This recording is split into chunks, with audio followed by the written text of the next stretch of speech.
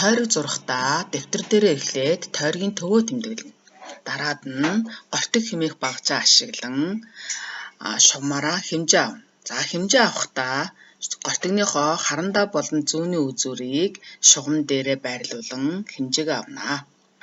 За тэгээд зурхдаа гортогныхоо зүг тойргийнхоо тэмдэглэсэн төв дээрээ тавиад харандаагаараа тойруулан тухайн тойргийг зурна.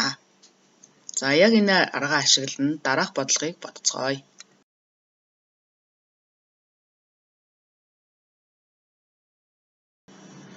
Өгөгдсөн радиустай тойргийг зураарай. За 2 см 5 мм, 3 см 5 мм, 1 см 5 мм урттай радиустай тойргийг зурах гэж байна. За тэгэхдээ эхлээд тойргийнхоо төвийг дэвтэр дээрээ тэмдэглэн шүү хүүхдүүдээ. Дараа нь шугамаа ашиглан хэмжээ аваад уг тойргуудыг зураарай. За диаметр нь өгөгдсөн бол радиусыг олж тойргийг зураарай гэсэн бодлого өгөгдсөн байна. За одоо диаметруудыг хараарай. 4 см, 2 см, 6 см, 8 см гэсэн диаметрууд өгөгдсөн байна.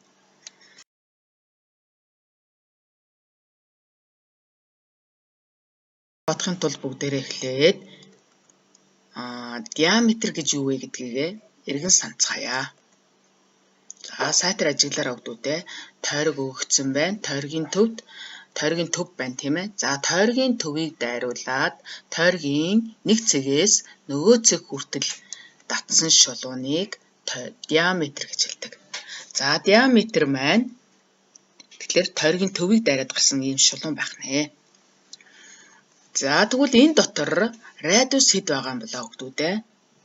Зүйтэй радиус гэдэг маань болохоор тойргийн нэг цэгээс тойргийн төв хүртэл татсан энэ улаан зураасыг радиус гэж хэлдэг. За яг ийм зураас ахаад байгаа болов уу? Зүйтэй байж байна. За тэгэхээр эндээс юу гэсэн үг гэхээр диаметр нь диаметрийг 2 хуваасны нэг нь радиус болдог байх нэ. За тэгвэл диаметр нь 4 см байсан тийм ээ. Тэгвэл радиусыг олоод тойргийг зурцгаая. Саяны энэ тайлбарласан тойргийг зурахгүй шүү хүүхдүүдээ. За тэгвэл одоо бүгдээрээ радиусаа олохын тулд диаметр нь 4 см байна. За түүний 2 хуваасны нэг нь радиус болох нь байна. За тэгвэл 2 см радиустай тойргийг дэвтэртээ зураарай.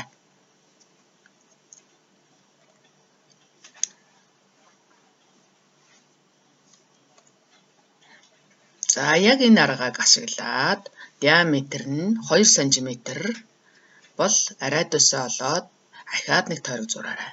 Мөн диаметр нь 6 см бол радиусаа олоод тойргоо зураарай. За мөн диаметр нь 8 см бол радиусаа олоод тус 3 тойргийг нэмж зураарай.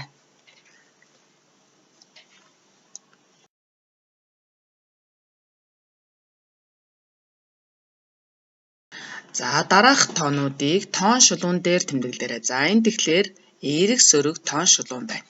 Энэ тоон шулуун дээр өгөгдсөн тоонуудыг тэмдэглэрэй хүүхдүүдээ. За 10 ба хасах 5-ын хооронд орших тоонуудыг тоочин бичээрэй. За тоочин бичихтэй хэрвээ цээжээр тооч чадахгүй байгаа бол тоон шулуунаа ашиглаад тоочоорой хүүхдүүдээ. За энэ 2 бодлогыг биедан бодоорой.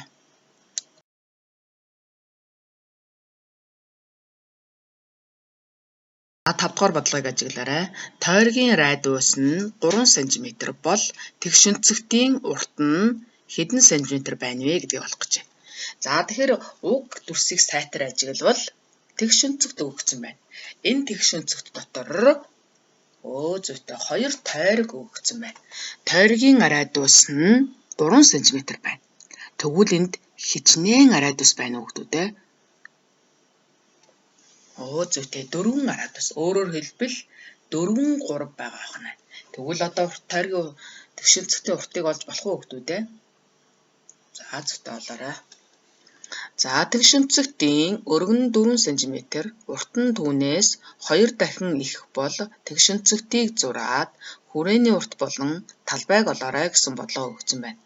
За 6 дугаар бодлогыг бүгдээрээ хамтарч бодъё. За өргөн нь 4 см байсан. Урт нь 2 дахин урт байсан. За тэгвэл бидний олох гээд байгаа зүйл бол тэгшинцэгтийн хүрээний урт болон талбайг олох нэ. За өгөгдсөн дүрсийг зураад үзье. За ямар ч байсан өргөн нь 4 см. За харин урт нь яах нь мэддэхгүй байна. 2 дахин урт гэж.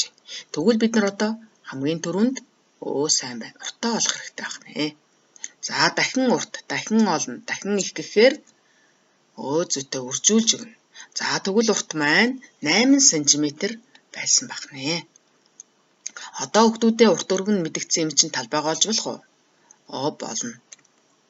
За энд нийтдээ 4 нь 8 гэж тоож болно. Эсвэл 8 нь 4 гэж олж болно. 8 нь 4 нь 32 см квадрат байх нь.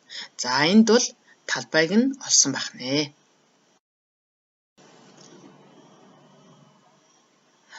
За тэгвэл одоо урт өргөнийг олцсон юм чинь хүрээнийхээ уртыг олж болох уу хүүхдүүдээ? За болно. Өөрөөр хэлбэл урт нь 8 см, өргөн нь 4 см. Урт өргөнийг нийлүүлбэл яг тийм урт өргөн ахаад нөгөө талд нь байгаа юу хүүхдүүдээ? Байгаа. Тэгвэл бид нэр 2-оор үржүүлж болох нь тийм ээ. За нэг урт нэг өргөн нийлээд 12 см байсан байна. Яг тийм урт нөгөө талд нь байна. За тэгвэл 12-ыг 2 дахин хэсэгвэл 24 см. Энэ маань хүрээний урт гарч ирж байгаа байх нэ.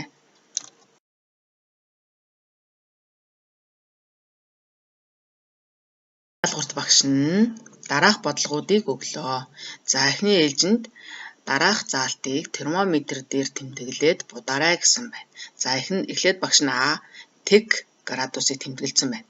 За тэгвэл та нар Б, В, Г заалтуудыг термометр дээр тэмдэглээд будаарай.